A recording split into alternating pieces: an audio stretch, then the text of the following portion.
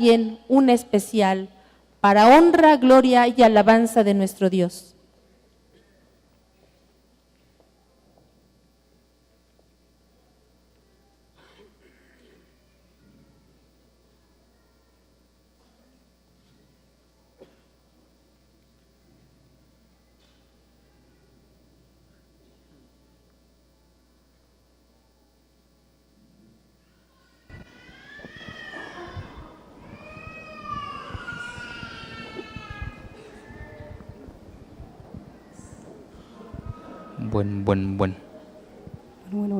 Bueno. Bueno.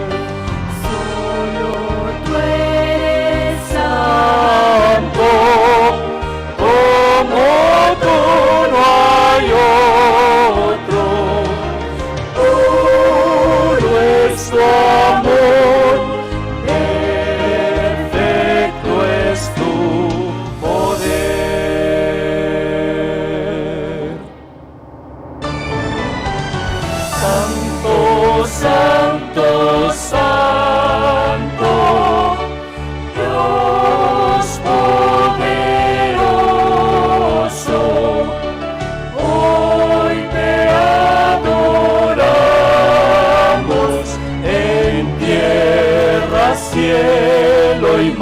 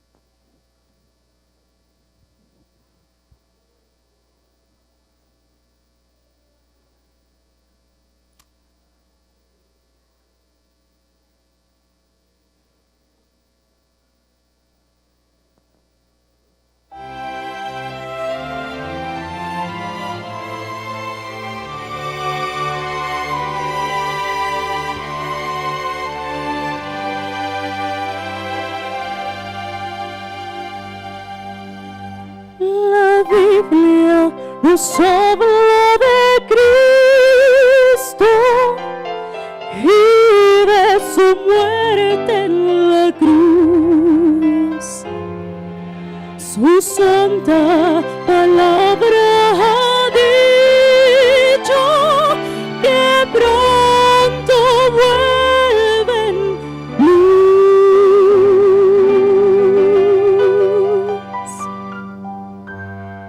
Te hayas listo a encontrar al Señor, lo haces todo con fe, con amor. Has peleado por fe la batalla del bien. Pueden otros a Cristo en ti ver. Eres fiel por doquiera que vas. Puedes tú contemplarlo en su paz y triunfante decir: este es mi Dios. Puedes tú encontrar al Señor. No dejes que pase más tiempo sin entregarte a Jesús. Alístate pues, el Maestro muy pronto vuelve en luz.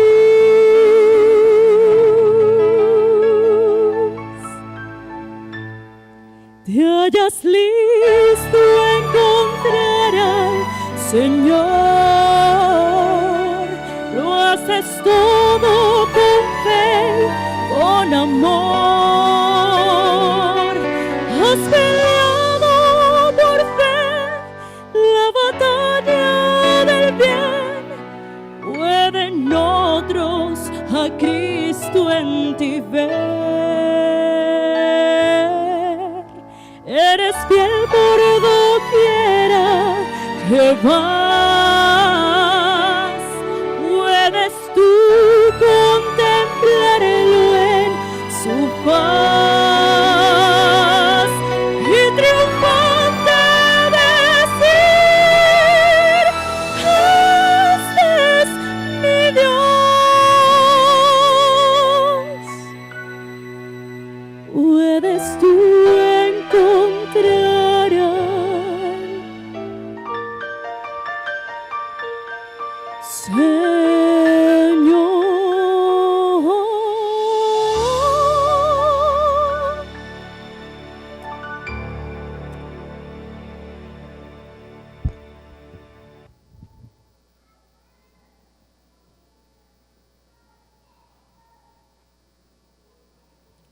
La lectura bíblica se encuentra en Apocalipsis 3:20.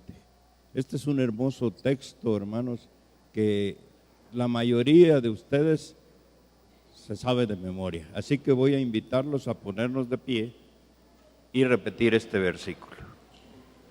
Apocalipsis 3:20.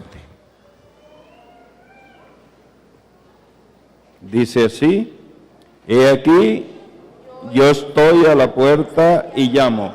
Si alguno oye mi voz y abre la puerta, entraré a él, cenaré con él y él conmigo. Es palabra de Dios. Pueden sentarse, hermanos.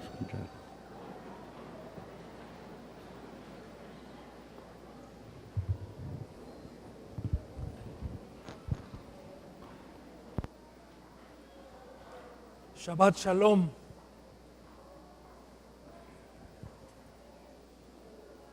Muy bien. Feliz sábado. Dios les bendiga. ¿Se acuerdan cuando en la clase de primarios o en alguna otra clase cantábamos un corito que decía: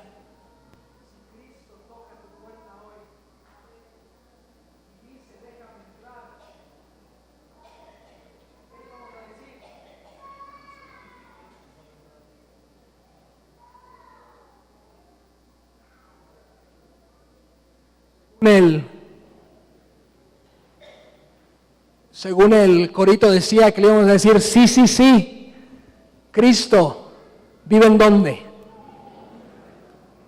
En mí. Y lo íbamos a dejar ¿qué? Entrar.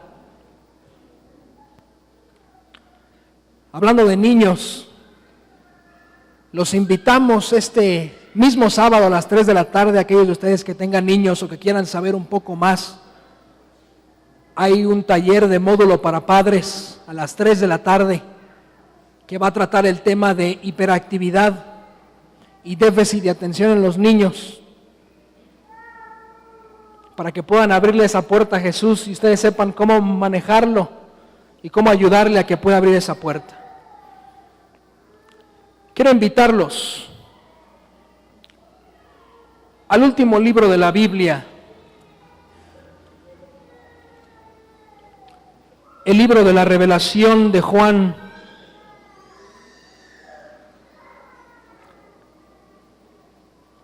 Al capítulo 3.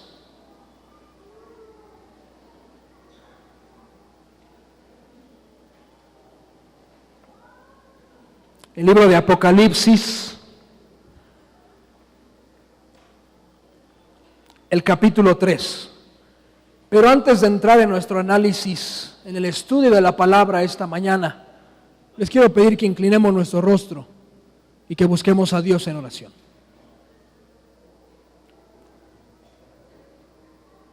Señor, vamos a abrir tu palabra, pero antes de hacerlo, queremos tener la certeza de que el sacrificio de Cristo es efectivo para nosotros. Lávanos en su sangre, Señor. Que tu Santo Espíritu nos dirija a comprenderte un poco más y amarte un poco más. Por mi parte, Señor, que mi humanidad no sea un estorbo para que tú hables a este pueblo, porque necesitamos escuchar palabra de ti.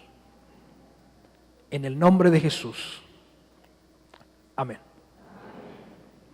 Libro de Apocalipsis, capítulo 3, versículo 14, nos dice: y escribe al ángel de la iglesia de los laodicenses, estas cosas dice el Amén, el testigo fiel y verdadero, el principio de la creación de Dios. Es interesante que el libro de Apocalipsis, que es uno de los libros que para la interpretación bíblica es uno de los más enigmáticos para muchas personas, es uno de los libros que Dios lo dejó declarado como una revelación, porque ustedes saben qué significa Apocalipsis, ¿cierto? Apocalipsis significa revelación.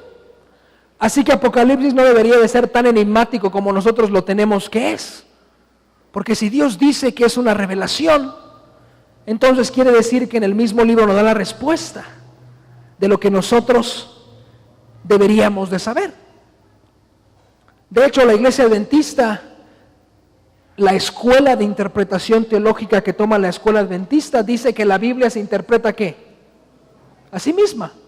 Si tú quieres encontrar una respuesta a un pasaje de la Biblia, ¿en dónde tienes que buscar la respuesta? En la Biblia. Y la Biblia poco a poco, a medida que la vamos analizando, va a terminar respondiéndose ¿qué? A sí misma. Es como un monólogo, donde el cuestionario mismo que la pregunta se lanza, esa misma pregunta en el monólogo es ¿qué? Contestada. Y es interesante porque Dios divide el mensaje. Jesús mismo, cuando le dice en el capítulo 1 a Juan, le da un mensaje para las iglesias y le dice que hay 7 iglesias que tiene que llegar el mensaje. No tenemos que entrar mucho a numerología bíblica, ustedes saben qué significa el número 7, ¿cierto?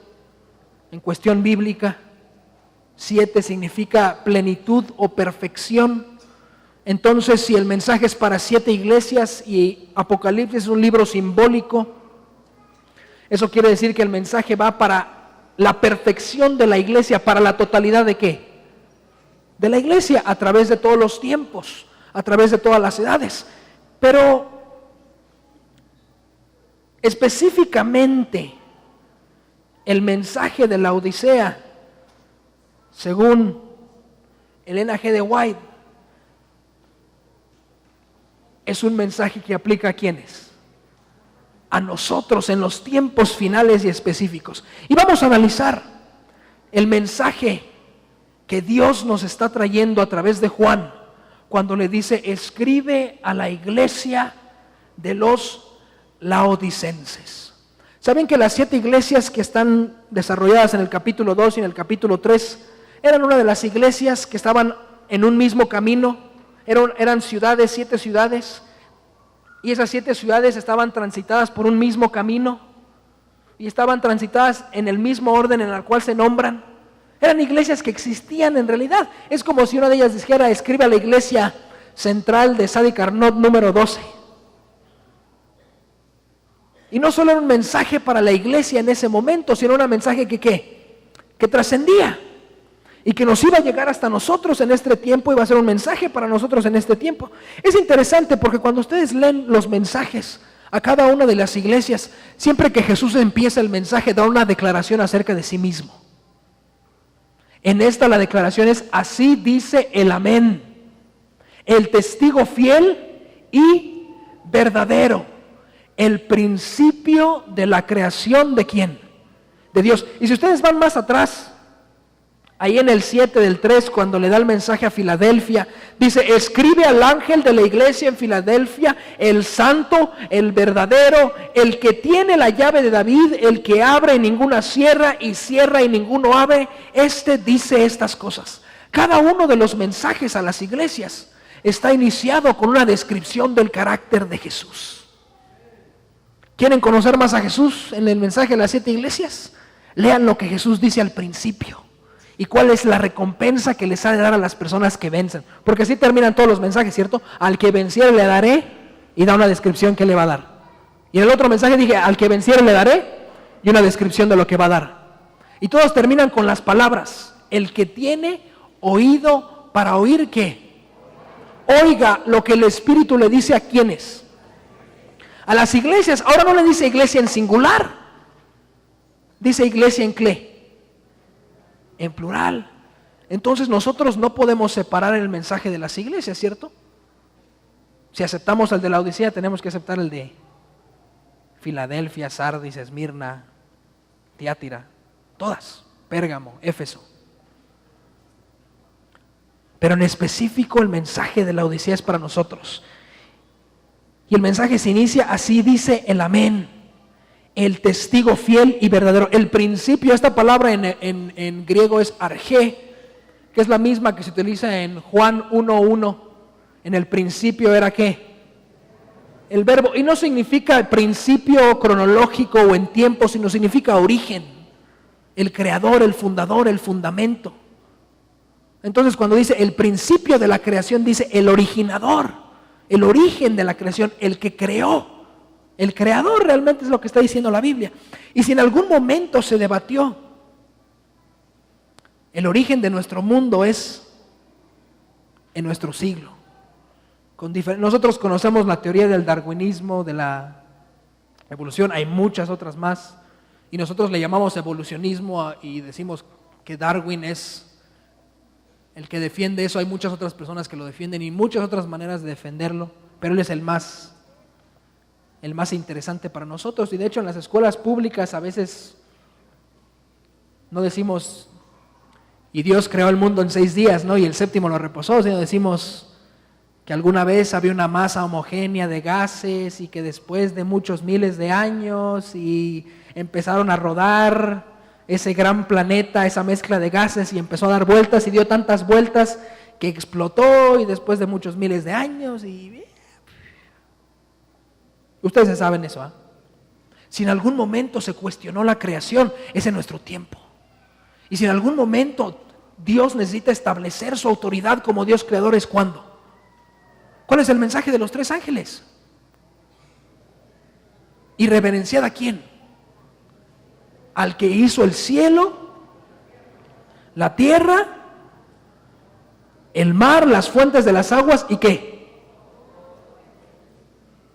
Es un mensaje que nos llama a reconocer a Dios como ¿qué? Como creador. Vivimos en un tiempo de relatividad. nuestra perspectiva postmodernista, que dice, tú hazlo, si se siente bien, ¿qué? Está bien. Si te sientes bien, está bien. Si quieres creer en Dios, ese eres tú crees en Dios, yo no quiero creer en Dios, yo creo en otra cosa. Relativismo. Cada uno es el dueño de su propio destino, cada uno no le responde a nadie, sino le responde ¿a quién? A sí mismo. De hecho dicen, es que la verdad es que. O dicen, todo es relativo, pero es irónico, porque si dicen todo es relativo, ese es un absoluto. Al utilizar la palabra todo, estamos diciendo absoluto. Entonces no todo es relativo. Aquella persona que les diga la próxima vez, todo es relativo, dirá, espérame, pero tú estás diciendo en absoluto, ¿cómo que todo va a ser relativo? Porque todo es absoluto. Pero así han escuchado, ¿no? Es que todo es relativo. Todo depende de qué? Del ojo, del lente con el que se vea. Pero la Biblia nos dice en el mensaje de la Odisea, establece dos cosas: creación, Dios como creador, y que sí hay verdad absoluta. Evangelio según San Juan, capítulo 14. Jesús nos dice, yo soy el camino, la verdad y la vida. Para Dios no hay relativismo. Para Dios la tinta es azul o negra, no sé. Y ese es el único color que hay.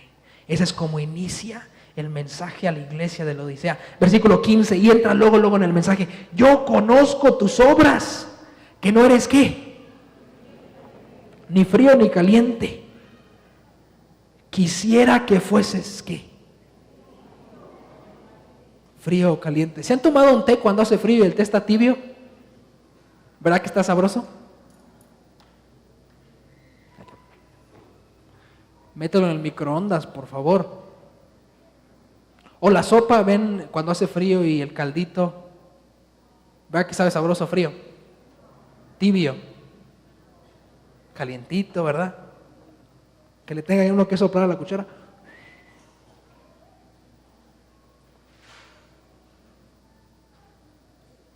Es interesante porque si ustedes leen el primer mensaje a la primera iglesia, se los dejo de tarea. Desde ese momento Dios ya tiene algo en contra de la iglesia. Le dice, estás haciendo bien, estás luchando, estás peleando, pero tengo una cosa en contra de ti. ¿Cuál es esa cosa?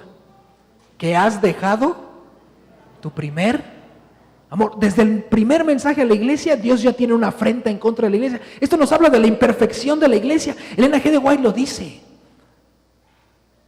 La iglesia, a pesar de ser imperfecta, es el objeto de máximo cuidado y amor de parte de Dios en esta tierra. Desde el principio del movimiento de la iglesia, Dios le dice, vas bien, pero tengo algo en contra de ti. Llevas un 98, te faltan 2 puntos para el 100. Y es interesante que en cada mensaje a cada iglesia, Dios le resalta lo que es bueno en esa iglesia, pero también le resalta ¿qué? Lo negativo. Ya ven cuando nos piden una evaluación de algún tipo, ¿no? De alguna persona, de algún evento, en el trabajo. Ponemos 5 a todo, pero hay una que ponemos 4 o una que ponemos 3, ¿no? Aquellos de ustedes que son maestros, le ponemos el 98 al papel ahí del examen y le ponemos ahí abajito, esfuérzate más para que saques el 100. ¿Verdad que sí? Échale ganas y te vas a... Sí puedes. Yo conozco tus obras, que no eres frío ni caliente. Quisiera que fueses frío o que fueses caliente. Es interesante, en el libro de Jeremías, capítulo 17. Libro de Jeremías, capítulo 17. Hay un argumento interesante que Dios lo presenta a Israel, a la condición del pueblo de Israel. Y de hecho hay un dicho muy mexicano que nos habla acerca de esta condición, después la vamos a leer, capítulo 17 de Jeremías, iniciando con el versículo 5. Hay un dicho muy mexicano que dice, no hay peor ciego que ¿qué? Que el que no quiere ver. Y psicológicamente, aquellos de ustedes que estudiaron psicología o que estudian psicología, ustedes saben que una persona se puede mentir lo suficiente hasta hacer de esa mentira una ¿qué? Una verdad. Se puede autoengañar, ¿cierto? Y la persona se lo repitió tantas y tantas y tantas y tantas veces que al final ¿qué? ¿Se lo cree? Ustedes díganle a un niño, eres tonto, eres tonto, eres tonto, eres tonto. ¿Qué va a pensar el niño cuando sea grande? Que realmente es tonto. Aunque el niño, ¿qué? No lo sea. Autoprogramación se llama. Versículo 5 del capítulo 17 de Jeremías. Así dice Jehová, maldito el varón que confía en quién. En el hombre y pone carne por su brazo y su corazón se aparta de qué. Ahora, confiar en el hombre no significa confiar en otra persona, sino significa confiar en quién. En mí mismo, autosuficiencia, yo puedo, yo sé. Yo tengo la respuesta. Versículo 6, pues será como la retama en el desierto y no verá cuando viniere el bien, sino que morará en los sequedales, en el desierto, en tierra despoblada y deshabitada.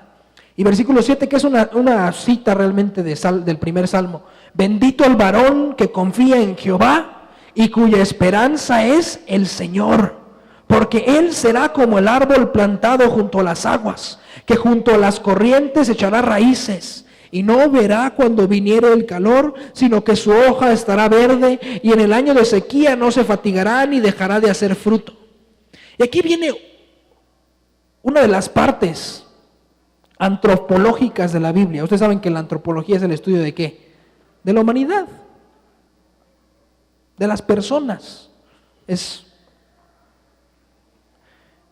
una sombrilla más grande donde abajo de eso cae la psicología. La antropología se dedica a estudiar al hombre, sus costumbres, sus ideas, por qué hace lo que hace. Y aquí hay un principio antropológico bíblico. Versículo 9, engañoso es el corazón más que todas las cosas y perverso. ¿Quién lo conocerá? Yo sé que ustedes en muchas ocasiones dijeron, quiero hacer esto, pero terminaron haciendo ¿qué? Completamente lo contrario. Inclusive Pablo es el especialista en darle en el clavo al asunto, cuando dice que quiero hacer algo bueno, pero termino haciendo ¿qué? Algo malo. Somos autoengañables, nos engañamos a nosotros mismos, y el mensaje a la iglesia de la Odisea es un mensaje que dice, ¿te estás engañando a quién? A ti mismo. Te estás autoengañando. Estás creyendo en tu sentimiento de autosuficiencia. Piensas que eres tú en contra de ¿qué? Del mundo. Y que tú vas a ganar. Y que tú tienes todas las respuestas.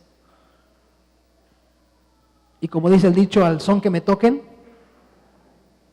yo tengo todas ¿qué? Las respuestas. Y la Biblia dice, engañoso es el corazón, más que todas las cosas. Y hace una pregunta como en acto de desesperación, ¿quién lo conocerá? Y automáticamente viene la respuesta, versículo 6, yo Jehová, yo escudriño el corazón y lo pruebo para dar a cada uno ¿qué? Según su camino. A veces ni nos conocemos a nosotros mismos. ¿Han escuchado esa frase? Cuando tú estabas chamaco y tu mamá te decía, tu papá te decía, es que ni sabes lo que quieres, ¿ya? Es que ni sabes ni lo que quieres, muchacho, ¿no? Engañoso es el ¿qué? El corazón, más que todas las cosas. En el Evangelio según el apóstol Juan, en el capítulo 2, nos habla acerca de ese mismo principio del autoengaño. Juan capítulo 2, versículo 23, acerca del ministerio de Jesús. El que escribió Jeremías, el que inspiró para que fuera escrito Jeremías fue Jesús. Así que Jesús mismo en Juan 2 nos dice esta misma idea antropológica, versículo 23. Y estando en Jerusalén en la Pascua, en el día de la fiesta, muchos creyeron en su nombre viendo los milagros que hacía. Vieron el milagro y creyeron que Él era el Mesías. Versículo 24. Pero Jesús mismo no se confiaba de ellos. ¿Por qué no se confiaba de ellos? Porque los conocía a todos. Versículo 25. Y no tenía la necesidad que alguno le diese testimonio de quién, del hombre, porque Él sabía lo que hay en el hombre. Jesús, el psicólogo por excelencia, no necesita que le digas porque Él ¿qué? Él conoce.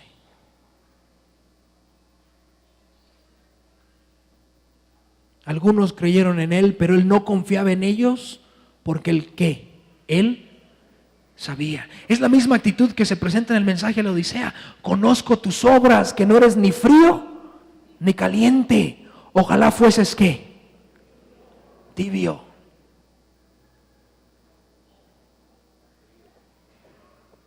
Perdón, frío. Gracias. Tibio no, porque no. Gracias, están poniendo atención. Muy bien. Vamos a regresar a Apocalipsis.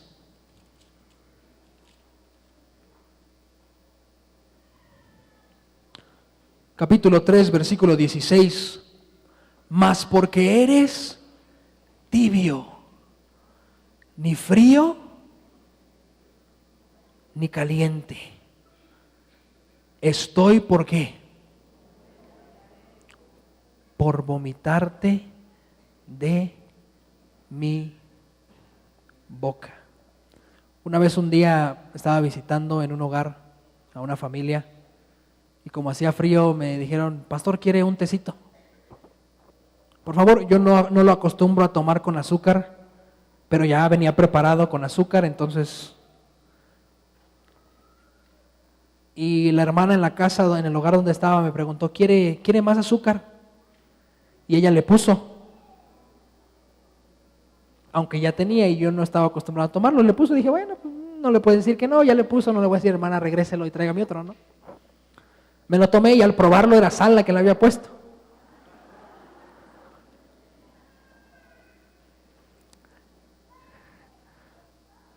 Lo dejé en mi boca un tiempo y no contestaba las preguntas que la hermana me hacía. Ya después, como a la hora en la conversación, la hermana se quedó viendo al té y dijo, oiga, pastor, no se ha tomado su té. Entonces ya me vi forzado a decirle, hermana, es que le echó sal en lugar de azúcar. Ay, perdón, pastor, yo salí corriendo. Se llevó la taza y trajo otra y esta sí ya venía bien caliente y con poquita azúcar, pero lo mejor, sin sal. ¿Verdad que se siente feo cuando uno prueba algo de comer y ya se echó a perder y como que le hace? O cuando hace mucho calor y uno se echa un trago de agua tibia, de esa que a veces la única agua que traemos la que dejamos en el carro y la botella está ahí, se está evaporizando y le pegamos un trago de tanta sed, pero salió peor. ¿Verdad que sí? Eso es lo que Jesús estaba diciendo. Ojalá tomaras una decisión.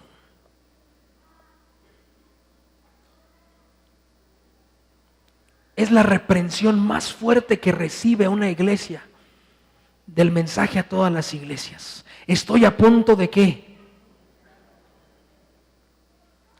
Me pasé el té nomás porque estaba con la hermana y no quise aventárselo ahí. Es lo que Jesús está diciendo. Estoy.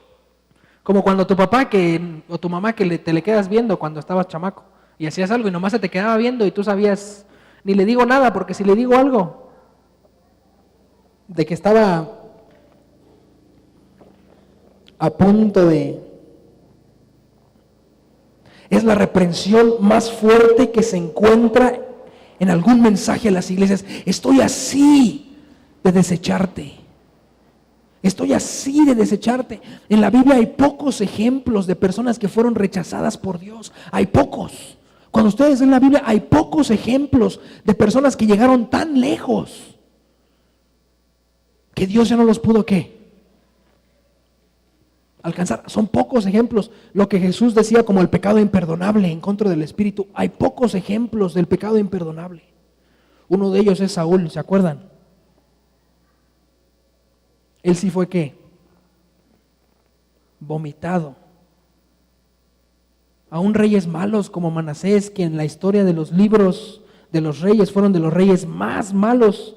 Y nos dice la Biblia que hicieron 10 veces más de lo malo que sus padres hubieran hecho. Aún él, al final de su vida, ¿Dios qué? Dios lo llamó y lo restauró. David, si alguna persona sabía pecar, ¿era quién? Y no era de que metía una, metía ¿cuántas? Pecaba bien, él sabía pecar bien, ¿verdad? El rey David. Sin embargo, ¿Dios qué? Lo perdonó. El mensaje para la iglesia.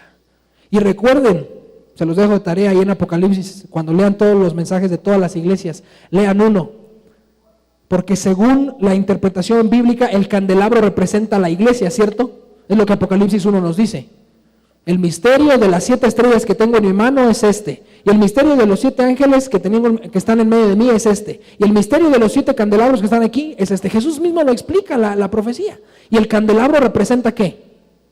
Una iglesia. Y en un mensaje a una iglesia, se los deja de tarea para que lo lean, Jesús le dice: arrepiéntete y acércate a mí, de otra manera voy a quitar el candelabro de en medio de ti. Teológicamente hay 2 iglesias: la iglesia visible, iglesia adventista del séptimo día, y la iglesia ¿qué? Invisible. Las personas que están fuera de la iglesia adventista del séptimo día, pero son parte del pueblo de Dios, y las personas que están dentro de la iglesia adventista, pero no son parte del pueblo de Dios. Por eso Jesús le dice en ese mensaje a la iglesia: tú eres una iglesia, porque el mensaje va ¿para quién? Para la iglesia. Pero si no te compones, voy a sacar la iglesia de ti. ¿Qué es lo que está diciendo Dios? Voy a sacar a las personas que ¿qué? Que me pertenecen. Ahora no vayan a andar diciendo: no, el pastor dijo que la iglesia ya andaba apostatando y que Dios va a sacar a las personas y por eso nosotros nos vamos a cumplir nuestro grupo y vamos a predicar otras cosas. Porque la Biblia no dice eso. La Biblia dice: si no te arrepientes, ¿qué es lo que yo voy a hacer? Pero no dice que lo hará. Y eso demuestra la diferencia entre la iglesia visible y la iglesia ¿qué? Espiritual. Por eso Jesús dijo: tengo ovejas ¿en dónde? En otro redil.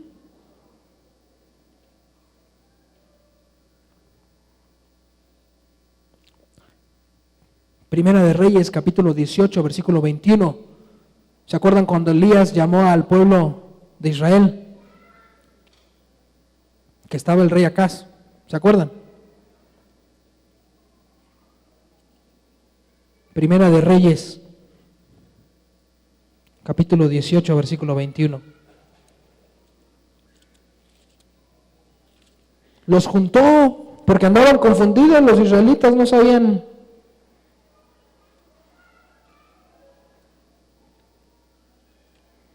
No sabían con quién estaban.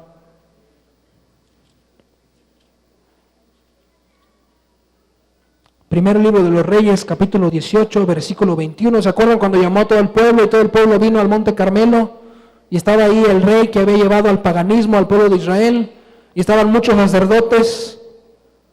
Y la pregunta que les hace Elías, versículo 21, y acercándose Elías a todo el pueblo les dijo: ¿hasta cuándo claudicaréis vosotros entre 2 pensamientos?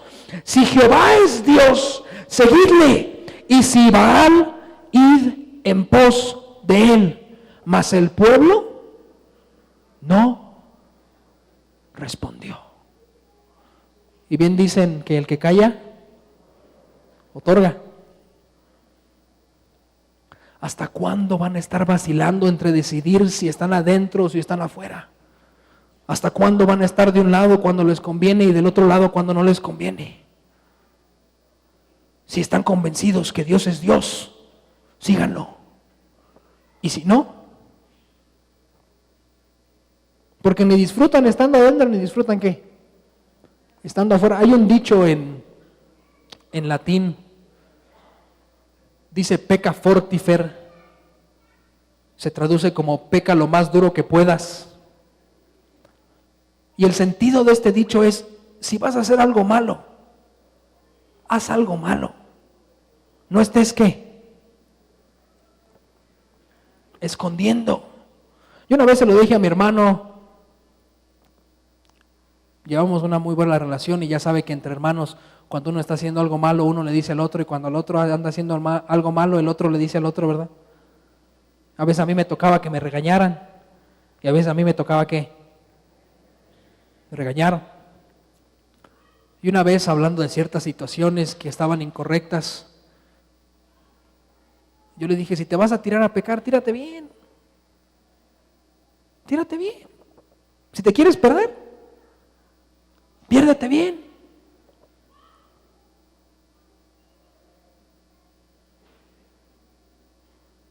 Ya como que se quedó ahí Dios. ¿Hasta cuándo claudicaréis entre dos pensamientos? Si Jehová es Dios, seguidle. Y si Baal es Dios, entonces id en pos de él. Apocalipsis 3, capítulo 17.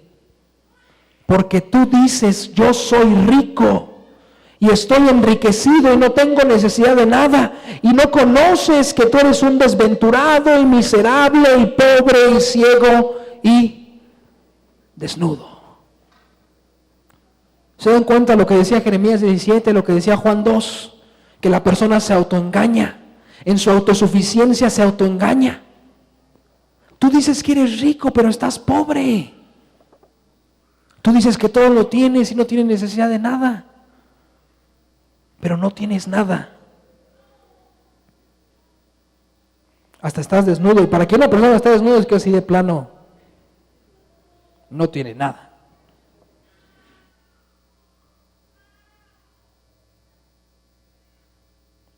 Es interesante que de la misma manera en Jeremías 17, ¿se acuerdan que leemos el versículo 9 que dice, engañoso el corazón más que todas las cosas? Y hace la pregunta, ¿quién lo conocerá? E inmediatamente Jesús da la respuesta, yo conozco el corazón, dice Jehová. Al problema luego da ¿qué? La solución. De la misma manera aquí en Apocalipsis 3 dice el problema. Tú piensas que todo lo tienes, piensas que eres salvo, piensas que no necesitas de mí, que tu vida no necesita un cambio, que estás bien, que vas por buen camino, que ya tienes un boleto firmado y asegurado para la salvación. Piensas que es suficiente vivir tu vida cristiana como la has vivido hasta ahora, pero no te has dado cuenta de tu necesidad. Cuando yo tomé la decisión, ustedes saben que yo crecí en los Estados Unidos. Cuando Dios me llamó a entregarle mi vida como ministro, yo hablé con un pastor. Él era pastor de una iglesia afroamericana de muchos años. Él había estado 15 años en esa iglesia como pastor titular. Yo hablé con él y él me dijo una cosa, me dice, yo te voy a decir un consejo nada más, de pastor a pastor te digo un consejo. En el momento cuando tú dejes de sentirte maravillado por la misericordia de Dios, en ese momento tú estás perdido. En el momento cuando tú dejes de necesitar la gracia de Dios, en ese momento tú estás perdido. Esa fue una conversación de menos de 2 minutos que tuvimos. Esa fue la única cosa que me dijo. Y esa cosa ha sido suficiente. Nunca dejes de sentirte maravillado por la gracia de Dios. Nunca dejes de reclamar la gracia de Cristo en tu favor. Nunca pienses que ya tienes 2 pies adentro. Lucha. Evangelio según San Mateo, capítulo 10, versículo 11. Porque de los días de Juan el Bautista el reino de los cielos sufre violencia, y solamente aquellos atrevidos, aferrados, se aferran de la vida eterna. Jesús mismo nos da la respuesta, versículo 18. Yo te aconsejo que de mí compres oro refinado en fuego para que seas rico, y vestiduras blancas para que seas cubierto, y no se descubra tu vergüenza y tu desnudez, y unge tus ojos con colirio. Primera de Pedro 1:6 nos dice que nuestra fe al ser probada en fuego es más fina que ¿qué? Que el oro. ¿Compra de mí qué? Yo te aconsejo que compres de mí oro, que compres de mí fe. Inclusive Pablo mismo lo dice, Jesús es el autor y el consumador de ¿qué? No es que tú tengas fe, es que Dios te dio fe para creer. No es que la fe, no es que yo tengo fe y yo tengo mucha fe y yo creo mucho y sí, Dios existe. Amén. Dios pone en ti esa necesidad de creer. Dios te lleva a creer más y a ejercitar más tu fe. ¿Compra de mí qué? Fe. ¿Por qué creen que las preguntas que le hicieron a Jesús, Padre, aumentanos qué?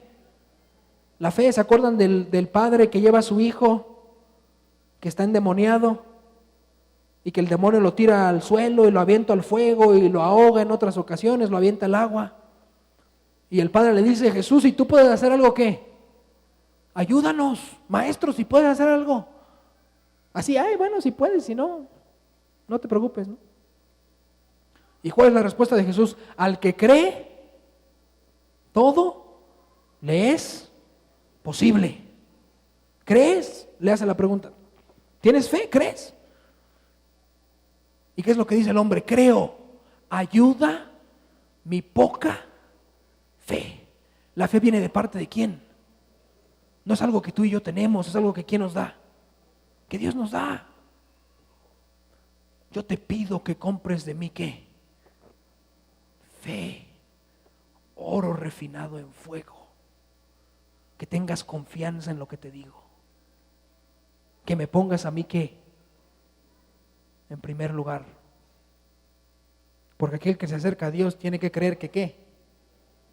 Que Él existe y que recompensa a quien le busca. Libro de Hebreos capítulo 11.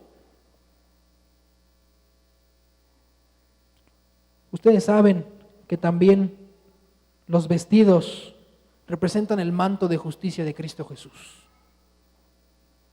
En Apocalipsis 19, capítulo 7 nos dice eso, que a la iglesia, dice, y la iglesia se le dio que se vistiese ¿qué? De lino fino, muy fino. Y el lino fino representa ¿qué? Según lo que nos dice Apocalipsis 19, 7. Estas son las ¿qué? ¿Las qué? ¿Sí lo leyeron? Lo leemos mejor para que no. 19:7 de Apocalipsis. Gocémonos y alegremos y démosle gloria porque han venido las bodas del Cordero y su esposa se ha ataviado. Y a ella se le ha concedido que se vista de lino fino, limpio y resplandeciente, porque el lino fino es la justicia ¿de qué? De los santos. ¿Y la justicia de los santos es quién? Cristo Jesús. El oro es nuestra ¿qué? Es nuestra fe. La fe que Dios nos da. Las vestimentas es la justicia ¿de quién? De Cristo Jesús. Es un mensaje de salvación. Y unge tus ojos ¿con qué? Con colirio. ¿Sabían que esta es la única vez que se utiliza la palabra colirio en la Biblia? ¿Sabían eso? Y nosotros cuando escuchamos colirio nos imaginamos esa botellita, ¿verdad? Chiquita de plástico. Realmente era como una manteca y se vendía en paquetes así grandes, como un ungüento. Colirion en griego, la única vez que se utiliza esta palabra, así que no sabemos realmente a qué se refería, pero no era la botellita, sino era una pasta. Y se agarraba parte de esta pasta y no se echaba en el ojo, sino se untaba ¿dónde? En el párpado. Ahora ustedes, si ustedes vivieran en el desierto, o en lugares donde no hay pavimentación, no hay sistema pluvial, hay tierra en las carreteras son de tierra, y anduvieran en la calle todo el día, no había camioneta ni carro, burro para el más rico, carruaje para el riquísimo, pero nosotros hubiéramos tenido que caminar. Caminando todo el día en el polvo, lleguen a su casa y si tenía algún espejo se veía en la cara y ¿qué? Las pestañas blancas, vea cuando sopla el viento y hay polvo y te ves las pestañas y las cejas blancas. ¿Qué es lo que hacían para limpiarse cuando llegaban a la casa? Para poder ver, agarraban un poco de este ungüento porque no se bañaban a diario como nosotros lo hacemos. ¿Y qué es lo que hacían? Y agarraban otro poquito, ¿y qué es lo que hacían? Y se les caía, se les quitaba la tierra y todo lo que tenían, y entonces ya podían, ¿qué? ¿Han tratado de ver algo cuando les entra una basurita en el ojo? Que les cae algo y abren el ojo y les duele y lo cierran y ya no les duele, y lo abren de nuevo y les duele y lo tienen que cerrar de nuevo. Tienen que andar soplando y ahí. ¿Les ha pasado? ¿Verdad que no se puede ver? Probablemente, porque no sabemos, probablemente a eso se refiera. Vamos en un camino hacia la Canaán celestial. En este camino nos llenamos de pecado otra vez y necesitamos ¿qué? Limpiar nuestros ojos para poder ¿qué? Ver el camino. Yo reprendo y castigo a todos los que amo. Sé pues celoso y ¿qué? Y arrepiéntete. En el libro de Oseas, capítulo 14, Oseas significa salvación de Jehová. Josea. Se los dejo de tarea, el capítulo 14 es un llamado al arrepentimiento de parte de Dios. Y Dios dice, yo te reprendo para que ¿qué? Para que puedas regresar a mí. Padres, le pegamos a los niños porque les queremos pegar y quitarnos el gusto nomás de pegarle a alguien. Algunas veces sí, yo sé, porque yo le pregunté a mi mamá y ella me dijo, sí, te pegaba porque nomás quería pegarte ya. Bueno, para sacar mi ira, mi frustración y enojo. Que por cierto, el sábado 24 hay un simposio de vida familiar en el CEIMA a las 9 de la mañana. Ahí van a aprender más maneras de cómo vivir entre pareja, cómo educar a los niños, cómo no pegarles cuando uno está airado, porque eso va en contra de la Biblia, va en contra del espíritu de profecía, conducción del niño. 9 de la mañana, CEIMA 24 de marzo, 80 pesos por pareja. Si tienen niños chiquitos, llévenlos, también les van a dar de comer y les van a haber actividades para ellos. Yo reprendo al que amo. Sé pues celoso y ¿qué? Y arrepiéntete. Y luego llegamos al versículo más famoso, versículo 20, que nos dice, he aquí yo estoy a la puerta y llamo. Y si alguno oye mi voz y abre la puerta, entraré a él y cenaré con él y él. Para preparar este sermón me puse a leer el mensaje a todas las iglesias y para quedar más satisfecho lo leí en griego, todo el mensaje a las iglesias. Y del versículo 20 no me había dado cuenta algo. Ya ven que Jesús mismo equiparó la Biblia a un tesoro del cual el padre de familia saca cosas nuevas y cosas antiguas. Cosas que ya habíamos leído y que ya habían hecho un impacto en nuestra vida, pero tiempo después cuando la vuelves a leer encuentras ¿qué? Algo nuevo y fresco, y es como un rompecabezas que uno va armando. Y me atreví a hacer una traducción del versículo 20. Y la traducción dice más o menos así, según el griego, porque nuestras versiones, muchas de ellas están adornadas, como la Reina Valera del 60, la Reina Valera del 2000. La Nueva Versión Internacional está más lenguaje cotidiano, pero muchas de nuestras versiones están adornadas. La traducción dice, mirad que estoy de pie ante la puerta y estoy tocando. Y es interesante esta parte, y si alguno tiene la habilidad de escuchar. La traducción más literal es, si alguno tiene la habilidad de no ser sordo. Si alguno tiene la habilidad de no ser sordo, como decimos para los niños, o hacerse el sordo. Si alguno tiene la habilidad de escuchar, de no hacerse sordo a mi voz, y me abre la puerta, yo iré hasta donde está Él, y yo voy a comer con Él, y Él en un futuro va a comer conmigo. ¿Se acuerdan cuando Jesús en sus parábolas decía, el que tenga oído para oír? Es la misma frase, el que tenga la habilidad de escuchar, aquel que no quiera poner un oído sordo, que ¿qué? Que escuche. Este no es un llamado a una iglesia, este es un llamado personal. Dios está tocando no a la puerta de la iglesia, está tocando a la puerta de tu corazón, está tocando a la puerta de tu vida. Y de ti depende si tú le quieres ¿qué? Abrir. Ya ven que uno no invita a cualquier persona a comer a la casa. Puros amigos y amigos cercanos, porque se siente re feo cuando uno lo invita a algún lugar y uno está así como que, bueno, ¿y de qué les hablo? ¿Qué digo? Soy vegetariano, pero ellos no lo saben y aquí está el bistec. No les puedo decir que no. No tengo la confianza de decirles que no. Y ya está uno preocupándose, ¿eh? El llamado es una invitación a un conocimiento personal, a una relación personal. Esa es la única salva para que ninguno de nosotros seamos vomitados de la boca de Dios. Un conocimiento ¿qué? Personal, una amistad personal. Versículo 21.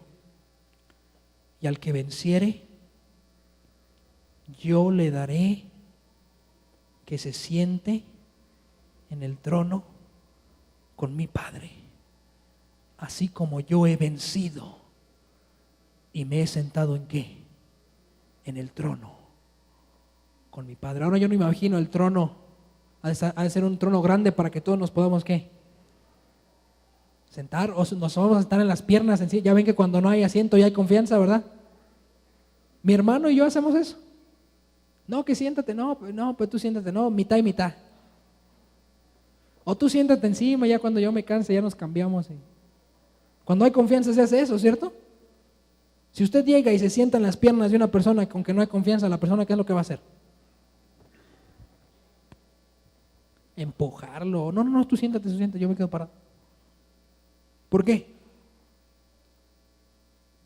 Nosotros solamente nos podemos sentar en el trono y vencer si tenemos una relación personal con Cristo Jesús. He aquí yo estoy delante de la puerta y estoy tocando.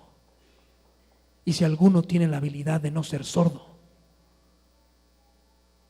y escucha mi voz y viene y me abre, yo voy a ir hasta donde Él está y voy a comer con Él y Él va a comer conmigo.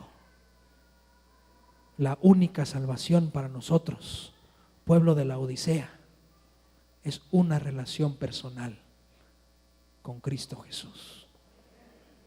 Es sentarnos en los pies de Cristo Jesús. Es sentarnos en sus piernas y cuando Él le toca sentarse en la de nosotros, Él se sienta en la de nosotros. Y cuando nos toque compartir haciendo mitad y mitad, eso es una relación ¿qué? Estrecha. En el capítulo 19 de Apocalipsis,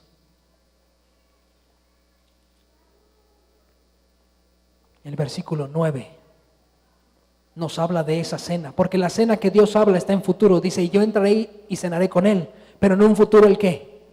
Él va a cenar ¿con quién? Conmigo. Es como decir, hoy pagas y a la siguiente ¿qué? Yo te invito. Hoy comemos en tu casa y el siguiente sábado vamos ¿a dónde? A mi casa. Y no, déjame traer algo. No vas a traer nada. ¿Yo qué? Yo invito. Apocalipsis, capítulo 19, versículo 19 dice, y me dijo, escribe, bienaventurados aquellos que son invitados a la cena de las bodas del Cordero. Y me dijo, estas palabras son ¿qué? Lo mismo que Jesús le dice al principio del mensaje de la Odisea. Así dice el testigo ¿qué? Fiel y verdadero. Estas palabras son ¿qué? Fieles y verdaderas. Versículo 17 de ahí del 19, porque hay dos cenas. Porque hay aquellos que cuando Jesús toca sí le abren, pero hay aquellos que cuando Jesús toca ¿qué? No le abren. Versículo 17, y vi un ángel que estaba de pie en el sol y clamó a gran voz diciendo a todas las aves que volaban por medio del cielo: venid y congregaos a la cena del gran Dios, para que comáis carne de reyes y carne de capitanes y carne de fuertes y carne de caballos y de los que están sentados sobre ellos y carnes de todos, libres y siervos, pequeños y grandes. Va a haber dos tipos de cena. Y nosotros recibimos la invitación para ir a una, o recibimos invitación para qué, para ir a otra. La palabra comer, que aquí es traducida como cenar, solamente se encuentra 3 veces en el libro de Apocalipsis. La primera, cuando Jesús hace la invitación: yo entraré y cenaré con él y él conmigo. La segunda, en el versículo 7 que acabamos de leer: bienaventurados los que son invitados a las cenas de la boda de Cordero. Y la otra cena que hay es en el que también acabamos de leer. Y dijo un ángel que estaba parado en el sol: vengan, ¿y qué? Y coman. Solamente tenemos 2 opciones: o abrimos la puerta y dejamos que Jesús entre para tener una relación buena con nosotros, y luego Él nos invita a comer en su casa allá en el cielo, o hacemos caso omiso y no le abrimos la puerta, y cuando venga la cena nosotros vamos a hacer el plato principal. La pregunta es: ¿en cuál cena quieres estar tú? He aquí, yo estoy enfrente de la puerta y llamo. Y si alguno oyere mi voz, si alguno no se hace sordo a mi voz y abre la puerta, entraré y cenaré con él. Y cuando yo tenga mi casa allá en el cielo, yo lo voy a invitar a comer y él va a cenar conmigo para siempre y jamás. Tomemos una decisión. Que Dios les bendiga.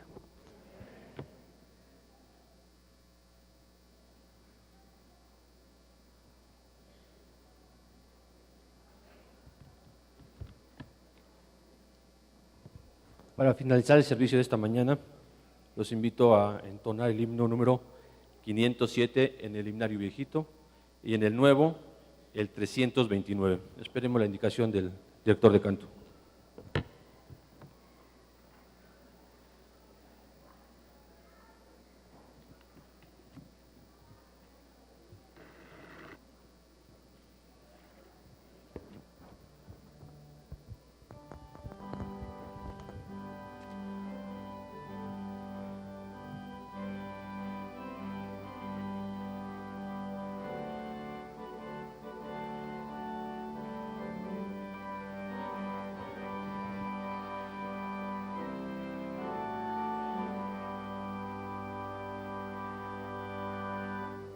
En la célica morada de las cumbres del Edén, donde toda voz ensalza al autor de todo bien, el pesar recordaremos y la triste noblazón, tanta lucha celestial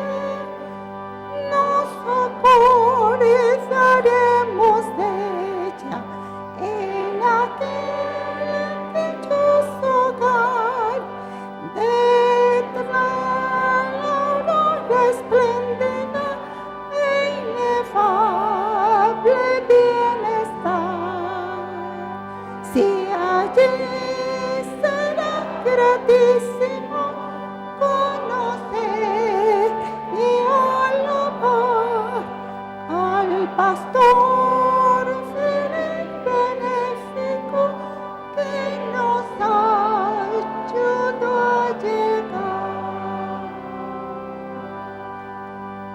Amén.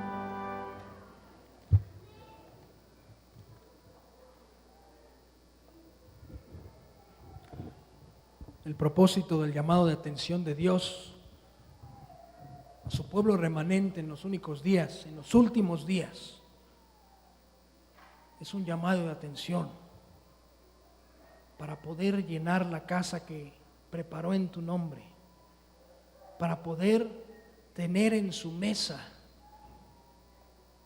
sentado en una silla que fue preparada para ti, junto a Él.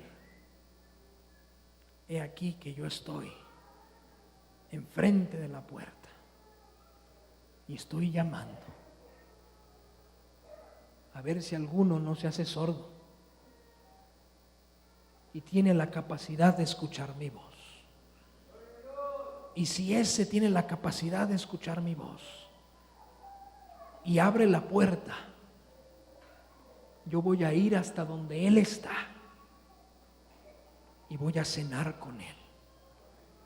Y cuando llegue el momento, Él va a estar invitado para cenar conmigo en las mansiones celestiales. Yo quiero ir.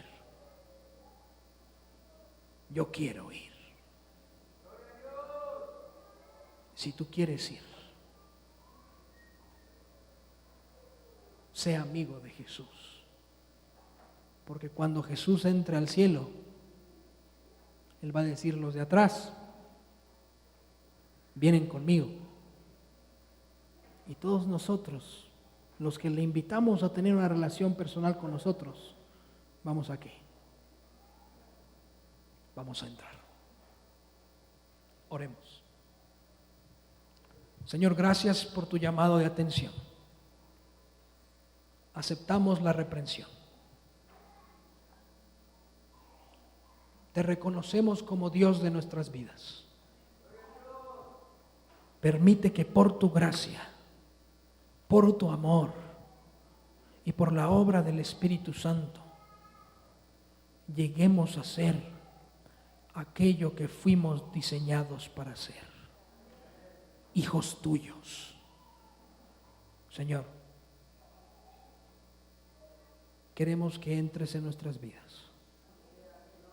Queremos invitarte a comer, invitarte a vivir con nosotros, invitarte a que cada actividad que desempeñemos, sea religiosa o sea cotidiana, tú puedas estar al lado de nosotros y podamos caminar juntos. Entra, Jesús, queremos que formes parte de nuestra vida. Bendice a cada una de las personas en este lugar que en esta mañana aceptan el llamado de tu Espíritu. La Biblia nos dice que el llamado es personal y la respuesta es personal. Que ellos te respondan a ti, Señor, y que tú te acerques a ellos. Extiende tu mano sobre las necesidades de tu pueblo. Contesta cada una de sus oraciones de acuerdo a tu voluntad. Ponemos nuestras vidas en tus manos. En el nombre de Jesús. Amén.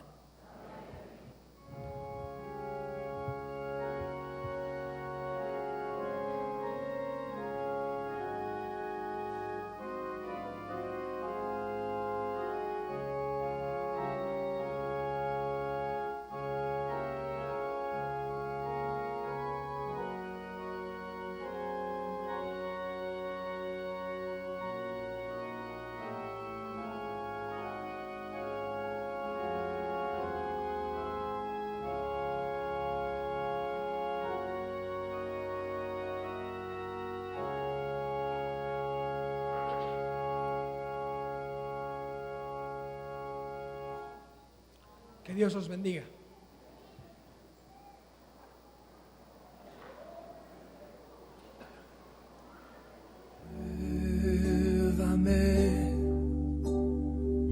Señor Jesús, ya no quiero ser